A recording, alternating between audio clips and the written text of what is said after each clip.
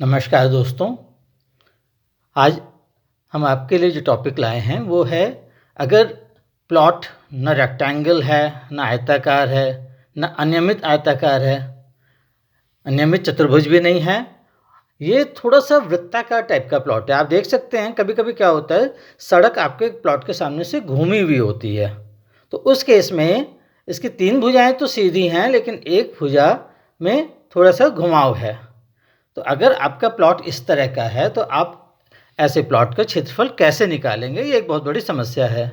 मैंने अभी तक जितने भी यूट्यूब में वीडियो देखे हैं उनमें कहीं भी इस बात का जिक्र नहीं है कि अगर सड़क घुमावदार है उसके सामने के प्लॉट का क्षेत्रफल कैसे निकाला जाए। तो आज हम इसी पे बात करेंगे कि ऐसे प्लॉट या खेत का क्षेत्रफल कैसे निकाला जाए। अब ये केस है जहाँ पे कि आपके सामने से रोड जो जा रही है वो घूमी हुई है। तो अगर ऐसे प्लॉट का क्षेत्रफल निकालना है तो हम क्या करते हैं कि इसको 2 भाग में डिवाइड कर लेते हैं। पहला जो होता है, एक चतुर्भुज होता है, अनियमित चतुर्भुज, जिसकी भुजाएं अलग अलग भी हो सकती हैं, एक जैसी भी हो सकती हैं, अभी नहीं मालूम। ये एक चतुर्भुज है। और दूसरा एरिया ये वाला है, आपको दिखाई दे रहा होगा, ये वाला क्षेत्रफल। नॉर्मली लोग क्या करते हैं कि या तो वो सिर्फ इतना मेज़र कर लेते हैं यहाँ तक का, तो अगर वो ये निकालते हैं तो वो अपने खेत में से इतने का क्षेत्रफल नहीं निकाल रहे हैं। मान लीजिए अगर वो अपना खेत बेच रहे हैं, प्लॉट बेच रहे हैं, तो उन्हें इस चीज़ का घाटा हो जाएगा, क्योंकि ये अच्छा खासा क्षेत्र है, इसको हम नेगलेक्ट नहीं कर सकते। तो अगर इस टाइप का खेत है तो कैसे प्लॉट, इसका एरिया कैसे निकाला जाए। तो इसके लिए हमने आपको जैसे बताया, पहले हम ये वाला हिस्सा निकाल लेंगे, इस चतुर्भुज का क्षेत्रफल निकाल लेंगे। और इसका क्षेत्रफल निकालने के लिए आप मेरा वीडियो देख सकते हैं। इसके लिए क्या करना है, हमें एक विकर्ण खींचना होता है, चाहे इधर से खींचे चाहे इधर से खींचे, एक विकर्ण की नाप मालूम होनी ज़रूरी है। तो इससे क्या होगा, एक त्रिभुज ये बन जाएगा और एक त्रिभुज ये बन जाएगा। इन दोनों का क्षेत्रफल जोड़ देंगे तो ये इसका क्षेत्रफल हो जाएगा। ये आपको मेरे वीडियो में मिल जाएगा। अब मेन चीज़ क्या है, इसका क्षेत्रफल निकालना, कि इसका क्षेत्रफल क्या होगा। तो ये है आपका, हमें इसका क्षेत्रफल निकालना है। ये डिस्टेंस हम कैलकुलेट कर सकते हैं, फीता लेकर नाप सकते हैं कि यहाँ से यहाँ तक फीता कितना है। ये जो आपका यहाँ से यहाँ तक के नाप है वो आप फीते से कैलकुलेट कर सकते हैं, फीता से नाप सकते हैं कितना है। और ये गहराई कितनी है, इसके सेंटर से, इस लाइन के सेंटर से इसके मैक्सिमम दूरी कितनी है। मान लीजिए ये डिस्टेंस d है और ये डिस्टेंस e है, जैसे ये e दिखा रखा है, तो ये इसका एरिया, इस टोटल का एरिया कितना होगा। ये आपका ये है, तो यहाँ से यहाँ तक की d है और यहाँ से यहाँ तक की e है। तो हम क्या करते हैं कि ये मान लेते हैं कि ये हिस्सा एक वृत्त का हिस्सा है, एक वृत्त का छोटा सा हिस्सा है। अगर यही एक बड़ा सर्कल हो जाए तो क्या होगा, यही एक बड़ा सर्कल हो जाए तो ये कंप्लीट, इसका अगर रेडियस मालूम है तो पाई आर स्क्वायर हो जाता है। और अगर इसका एक छोटा सा हिस्सा मालूम हो, जहाँ अगर ये थीटा है, तो ये एरिया जो होता है ये हो जाता है आपका 2 थीटा आर स्क्वायर। इसका एरिया हो जाएगा 2 थीटा आर स्क्वायर। ओके, तो इसका पहली बात ये है, इसका रेडियस कितना होगा। आप यहाँ देख लीजिए, मैंने दिया हुआ है कि अगर इस टाइप का है तो इसमें रेडियस ऐसे निकाला जाएगा। कैसे निकाला जाएगा, यहाँ से आप देखिए ये है रेडियस का मतलब इस किसी जो इसका सेंटर पॉइंट है वहाँ से यहाँ की दूरी भी बराबर होनी चाहिए, यहाँ भी वही होना चाहिए और यहाँ से वहाँ यहाँ भी वही होना चाहिए। तो अगर इसका रेडियस r है तो यहाँ से यहाँ तक की दूरी भी r होगी, और चूंकि ये डिस्टेंस e है तो यहाँ से लेके यहाँ तक की डिस्टेंस r माइनस स्मॉल ई होगा। तो इस तरह से, क्योंकि ये हिस्सा अब एक ट्रायंगल बना रहा है, इतना हिस्सा एक ट्रायंगल बना रहा है, जहाँ ये r है, ये d/2 है, ये r माइनस e है। तो अगर इसको पाइथागोरस से हम सॉल्व करें, पाइथागोरस थ्योरम से, तो यहाँ पे r इज इक्वल टू हो जाता है e square plus d/2 square plus 2e, जहाँ e और d आपको मालूम है इसलिए आप r निकाल सकते हैं। आपने e और d की वैल्यू कैलकुलेट कर ली, आपको e और d मालूम है, r की वैल्यू कैलकुलेट कर ली। और थीटा कितना होगा, sine theta is equal to d/2 upon r, इसलिए theta is equal to sine inverse d upon 2r। ये मेथड उनके लिए है जो थोड़ा बहुत साइंस जानते हैं, जो साइन इनवर्स निकाल सकते हैं कैलकुलेटर से। मैं दूसरा मेथड ही बताऊंगा जो थोड़ा इजी होगा, लेकिन वो थोड़ा अप्रॉक्सीमेट होगा, वो बहुत बिल्कुल सही नहीं होगा, 100% सही नहीं होगा, वो लगभग बराबर होगा। लेकिन ये मेथड 100% सही होगा, लेकिन ये उनके लिए है जो ये चीज़ निकाल सकें, थोड़ा साइंस जानते हो। तो theta is equal to sine inverse d upon 2r होगा। ठीक, अब आपने ये निकाल लिया तो इसका एरिया कितना होगा,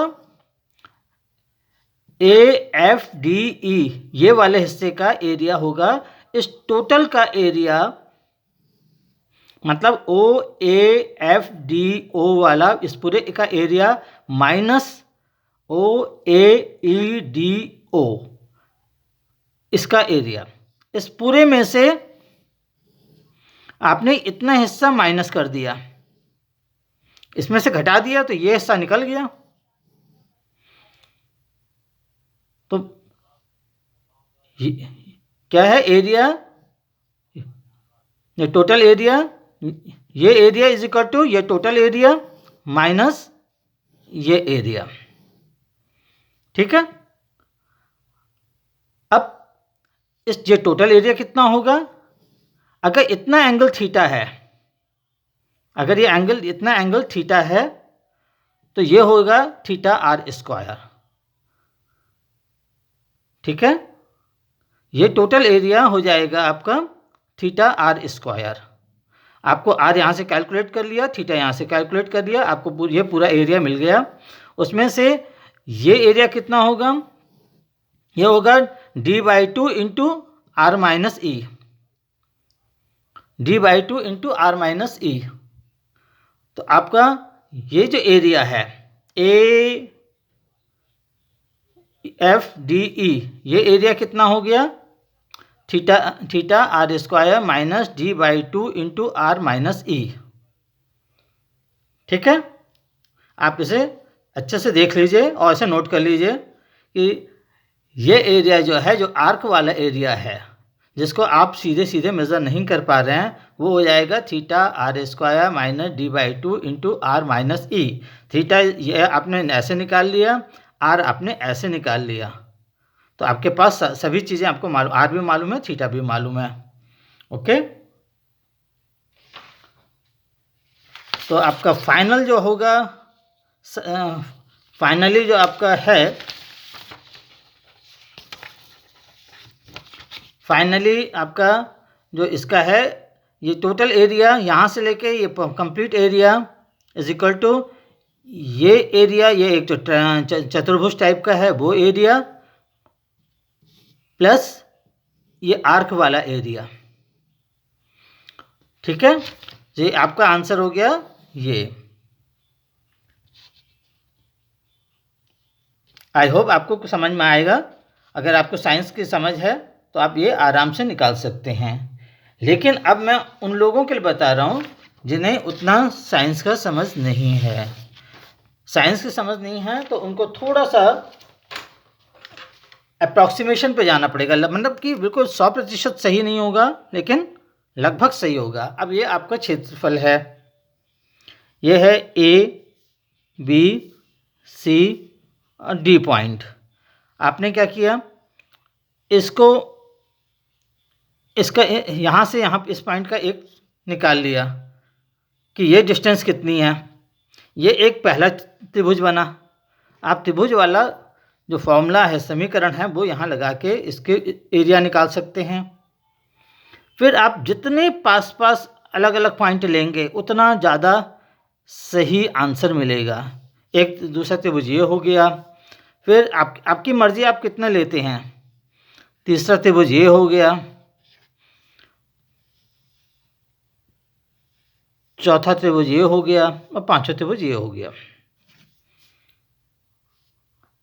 त्रिभुज 1, त्रिभुज 2, त्रिभुज 3, त्रिभुज 4, त्रिभुज 5।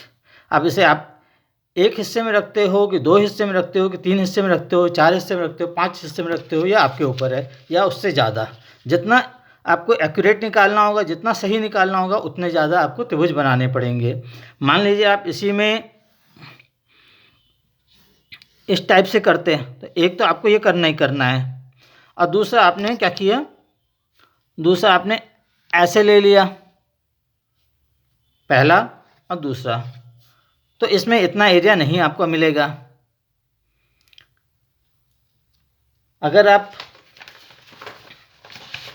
इसके बजाय अगर आप इसी को ये ना करते और ऐसे कर देते तो एक त्रिभुज ये होता, पहला त्रिभुज, दूसरा त्रिभुज ये होता और तीसरा त्रिभुज ये होता। तो आप देखिए कि इतना हिस्सा, अब इतना ही हिस्सा ऐसा है, ये हिस्सा ही ऐसा है जो आप मेज़र नहीं कर रहे हैं, बाकी सारा मेज़रमेंट हो जा रहा है। तो कुल मिला के अगर इस टाइप का अगर आपका प्लॉट है या खेत है तो आप या तो साइंस वाले मेथड से जो आपका थीटा और आर करके किया गया है उस तरह से सॉल्व करें, और नहीं तो आप इसको जितना ज़्यादा हो सके उतने त्रिभुज में बांटें। जितने ज़्यादा त्रिभुज में बांटेंगे उतना ज़्यादा आपका क्षेत्रफल सही निकलेगा। और फिर आपको त्रिभुज का फॉर्मूला लगा देना है। त्रिभुज का फॉर्मूला क्या है, area is equal to under root S into S minus A into S minus B into S minus C. जहाँ एस क्या होता है, एस है उस त्रिभुज का, उस जिस भी त्रिभुज को ले रहा है उस त्रिभुज के तीनों भुजाओं का आधा, तो जोड़ के आधा। मान लीजिए उनकी भुजाएं हैं ए बी और सी, तो उनका आधा हो जाता है ये त्रिभुज का, ये एस हो जाता है। तो इस तरह से उस त्रिभुज का आप क्षेत्रफल निकाल सकते हैं। आई होप आपको बात समझ में आएगी। अगर आपको मेरा वीडियो पसंद आता है तो प्लीज़ लाइक, सब्सक्राइब और शेयर ज़रूर करिएगा। Thank you.